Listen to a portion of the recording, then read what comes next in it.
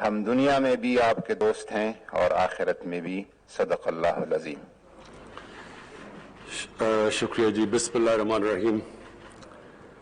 اچھا جی، میں یہ جو جس طرح کا ابھی سینٹ کا الیکشن ہوا، میں سب کے سامنے آج ایک رپورٹ جو یونائٹڈ نیشنز کے سیکرٹری جنرل نے اپنے نیچے ایک پینل بنائی، اور اس پینل کا نام ہے fact I, financial accountability, transparency اور انٹیگریٹی. یہ ایک پینل ہے. اس کی جو رپورٹ آئی ہے یہ آپ سب کے لیے بڑا، یعنی ہمارے ملکوں کے لیے، غریب ملکوں کے لیے، ڈیولپنگ ورلڈ کے لیے یہ بڑی خوفناک رپورٹ ہے.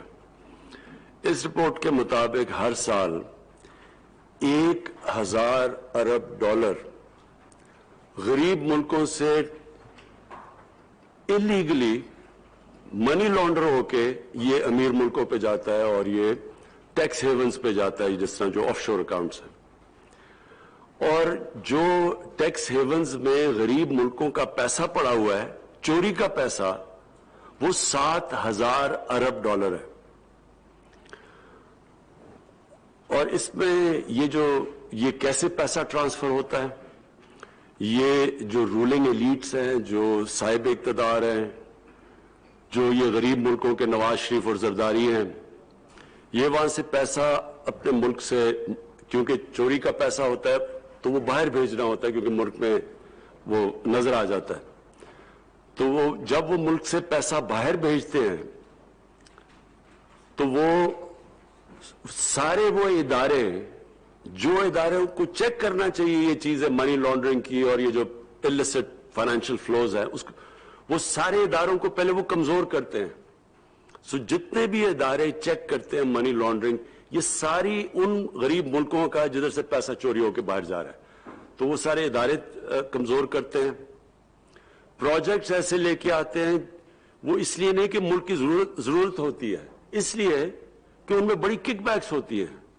تو mega projects with mega kickbacks, وہ پروجیکٹس اور وہ کک بیک ساری باہر لے جاتے ہیں، لوگوں کو مقروض کر دیتے ہیں، عوام قرضے میں چلی جاتی ہے، وہ قرضے کی قیمت عوام مہنگائی کے ذریعے پھر وہ ادا کرتی ہے. اور پھر دوسری چیز یہ کیا کرتے ہیں، یہ جو جب یہ پیسہ باہر لے کے جاتے ہیں، یہ دوسری چیز یہ کرتے ہیں کہ یہ پھر اس کرپشن کو ایکسیپٹیبل بناتے ہیں معاشرے میں. اس کے لیے میڈیا کو استعمال کرتے ہیں، اور میڈیا کے اندر پھر کیونکہ ان کے پاس کرپشن کا پیسہ اتنا زیادہ آ جاتا ہے، وہ پھر اداروں کے اندر بھی چلتا ہے، ہر اداروں میں لوگوں کو خریدتے ہیں، میڈیا کے اوپر چلتا ہے، میڈیا ہاؤسز پہ چلتا ہے، جو سب سے بڑا ڈیمیج کرتی ہے کہ اس قوم کی morality ختم کر دیتی ہے، ایکسیپٹیبل کر دیتی ہے. کرپشن کو بری چیز ہی نہیں سمجھتے. پھر ایسے فریزز آ جاتے ہیں کہ جی اگر کھاتا ہے تو لگاتا بھی ہے، اور یا ایک زرداری سب پہ بھاری، کہ ایک آدمی کرپشن کے پیسے سے لوگوں کو خریدتا ہے، اس کی کوئی بڑی چلاکی اور انٹیلیجنس اور اس کی سیاسی بصیرت کے اوپر وہ چلا جاتا ہے. یعنی کرپشن کو جو سب سے بڑا ڈیمیج ہوتا ہے کہ کرپشن کو ایکسیپٹیبل کروا دیا جاتا ہے. اور پھر ہوتا کیا ہے کہ ایک قوم کی جو اخلاقیات ہوتی ہے اس کو ڈیمیج کرتے ہیں. جو سب سے بڑا ڈیمیج ہوتا ہے کہ ایک ملک کی morality جب ختم ہو جائے، اور جب ملک کی morality ختم ہوتی ہے تو وہ ملک انصاف نہیں کر سکتا. آپ کے پاس مورل اتھارٹی اگر نہیں ہو، آپ انصاف نہیں کر سکتے. جس قوم میں مورل اتھارٹی نہیں ہوتی، وہ پھر طاقتور کے لیے ایک قانون لے کے آ جاتا ہے اور کمزور کے لیے دوسرا لے کے آ جاتا ہے. طاقتور کو NROs دے دیتے ہیں اور ڈیلز کر دیتے ہیں، صرف غریب لوگ جیلوں میں جاتے ہیں. اور ایکچولی ایک قوم تب تباہ ہوتی ہے، ایک قوم تب تباہ ہوتی ہے جب اس کے اندر انصاف کرنے کی ایبلٹی ختم ہو جاتی ہے.